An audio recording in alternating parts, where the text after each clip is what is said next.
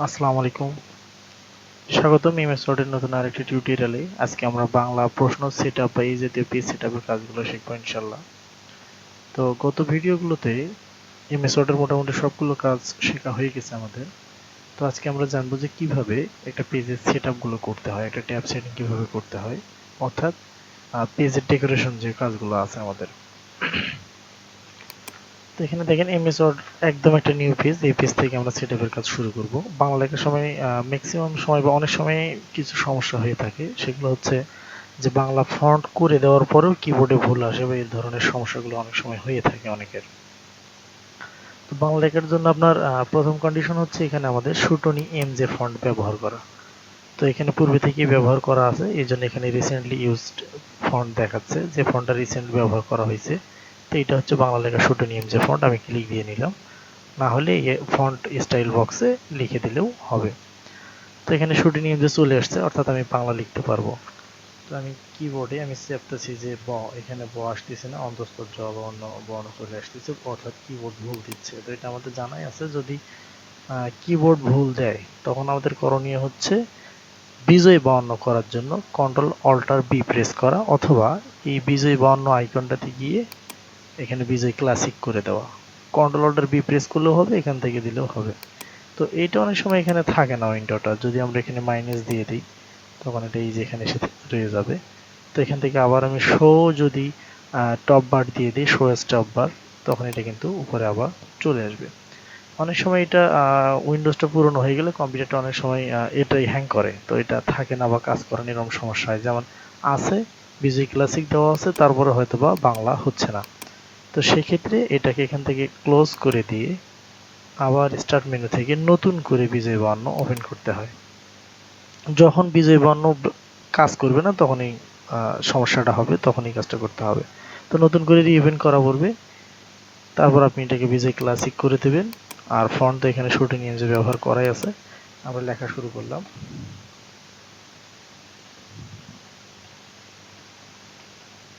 এটা বিদ্যালয়ের নাম দিলাম। তো এখানে একটা প্রশ্ন সাজাবো।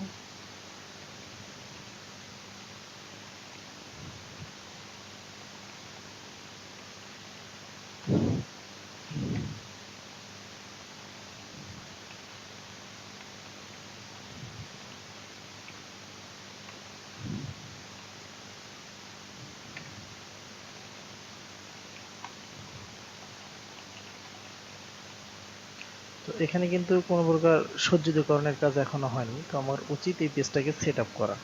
তো এখানে দেখেন যে একটা লাইন থেকে আরেকটা লাইনের দূরত্ব অনেক বেশি। তো এখানে দুই ধরনের স্পেসিং আছে, একটা লাইন স্পেসিং আর একটা হচ্ছে প্যারাগ্রাফ স্পেসিং। তো আমরা অবশ্যই জানি যখনই একটা ইন্টার ব্যবহার করা হবে কোনো লাইনে, তখন সেটাকে বলবে প্যারাগ্রাফ, অর্থাৎ ইন্টার প্রেস করার আগ পর্যন্ত যে অংশটাতে লেখা হবে সেইটা হবে একটা প্যারাগ্রাফ। তো এখানে আমার প্রত্যেকটা লাইনে যেহেতু ইন্টার ব্যবহার করা আছে, 1 2 3 4টা প্যারাগ্রাফ আছে। তো আমি সবগুলো প্যারাগ্রাফ সিলেক্ট করে নিলাম। নিয়ে এখানে লাইন স্পেসিং যেইটা, এটা আমি করে দিলাম 1.0, অর্থাৎ এই দূরত্বটা কমাই দিলাম। তো প্যারাগ্রাফ স্পেসিংটা আমরা কমাবো পেজ লেআউট থেকে। এখানে এই যে 10 পিটি আছে ফ্যাট, যেটা দেখানো হবে, এটাকে আমরা করব 0। ব্যাস, লাইনের দূরত্ব কমে গেছে। তো এটা আমরা সেন্টার করে দিলাম, কন্ট্রোল ই দিলে সেন্টার হয়, আমাদের জানা আছে। তো এইটা একটা ফুল পেজ। আমি চাচ্ছি যে ছোট ছোট প্রশ্ন হবে, এটা 2 কলামে করব। তখন আমাকে পেজ লেআউট থেকে ল্যান্ডস্কেপ করতে হবে। ল্যান্ডস্কেপ করার পর এটাকে আমি 2 কলাম করব, 2 কলাম, যেটা কলাম থেকে কলাম 2 করে দিলাম। দেন ফার্স্ট কলামে এটা কিন্তু আছে। তো এখানে আরেকটা বিষয় হচ্ছে, আমাদের পেজের মার্জিনটা কিন্তু অনেক বেশি। তো কাস্টম মার্জিনে গিয়ে আমি সব সাইডে 1/2 ইঞ্চি নেওয়ার জন্য এখানে নর্মাল দিয়ে দিলাম, 1/2 ইঞ্চি হয়ে গেল। তো আমি একটু ফন্টগুলো বড় করব। এখানে সবগুলো ফন্ট একটা স্ট্যান্ডার্ড সাইজ দিয়ে দিই। 14 ফন্ট দিয়ে দিলাম, এবং স্কুলের নামটাকে আমি একটু বড় করে দিলাম হাইলাইট করার জন্য। বোল্ড করে দিলাম। সাময়িক পরীক্ষা, এটাও বোল্ড করে নিলাম। এখন হচ্ছে সময়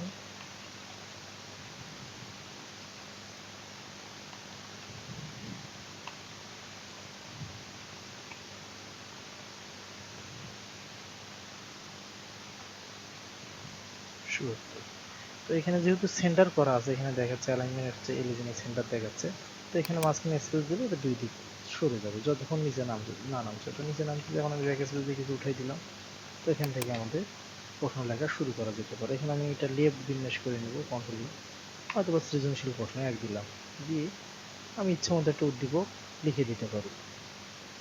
ধরেন যেখানে একটা উদ্দীপক আমরা দিচ্ছি,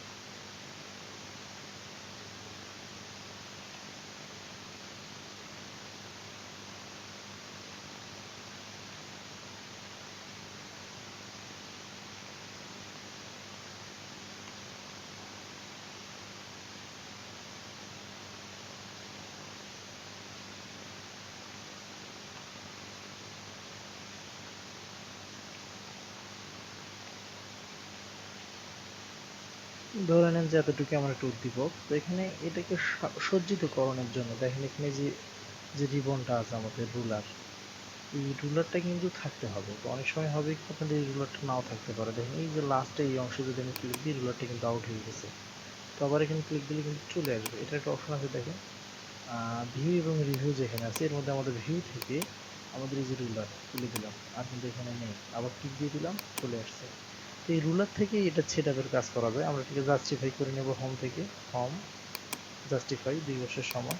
তো এই যে এই জায়গাটুকু আমি একটু সৌন্দর্য বৃদ্ধির জন্য ট্যাব সেটিং করবো। এটা হচ্ছে ট্যাবের পয়েন্ট, লেফট ট্যাব। এই ট্যাব সেটিং দিয়ে এমসিকিউ সৃজনশীলগুলো সুন্দরভাবে সাজানো যাবে। তো আমি একটা ফার্স্ট ট্যাব ব্যবহার করলাম এখানে, যে প্রত্যেকটা লাইনই এখান থেকে শুরু হবে। তো এটা আমি ব্যাক স্পেস দিয়ে কিবোর্ডে ট্যাবে চাপ দিলাম, দেখেন এখানে চলে আসছে। তাহলে নিচের লাইনটা কী হবে, এটা আমি এভাবে দিয়ে চলে যেতে পারবো। তো এখান থেকে কয়েকটা এন্টার দিয়ে রাখলাম যাতে করে সবগুলো লাইনে এই ট্যাব সেট আপটা থাকে। আমি এখান থেকে ট্যাব দিলাম, দেখেন এখানে চলে আসছে, জাস্টিফাই হয়ে গেছে। ধরেন যে এখানে আমি ক নং প্রশ্ন দিলাম, তো দিয়ে চাচ্ছি যে ক থেকে একটা স্পেস না দিয়ে তার চেয়ে একটু বেশি জায়গা ফাঁকা থাকতো। দ্বিতীয় ট্যাব এখানে আমার সেটিং করতে হবে। এটা হলো ফার্স্ট ট্যাব, এখানে আমি এই যে একটা দ্বিতীয় ট্যাব সেট আপ করে নিলাম, এখানে ট্যাব দিলাম, দিয়ে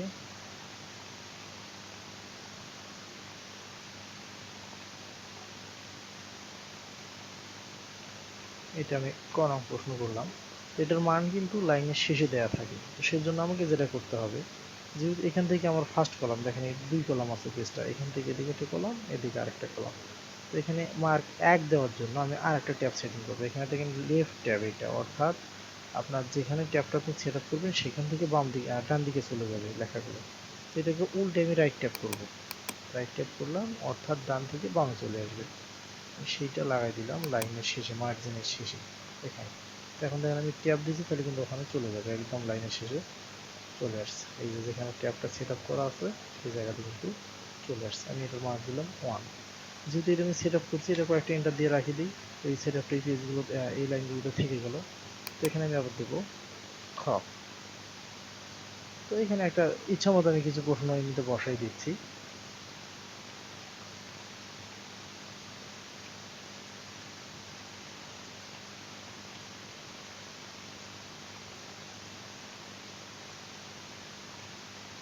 এখানে ট্যাব দিলাম, অটোমেটিক এখানে লাইনের শেষে চলে আসলো। 2 দিলাম, এখানে এসে আমি গ দিলাম, আবার একটা ট্যাবে ক্লিক দিলাম, দেখেন এখানে লাইন কিন্তু লাইন বাই লাইন সোজা হয়ে যাচ্ছে লেখাগুলো। তো এখানে এসে আবার হয়তো বা আরেকটা দিলাম।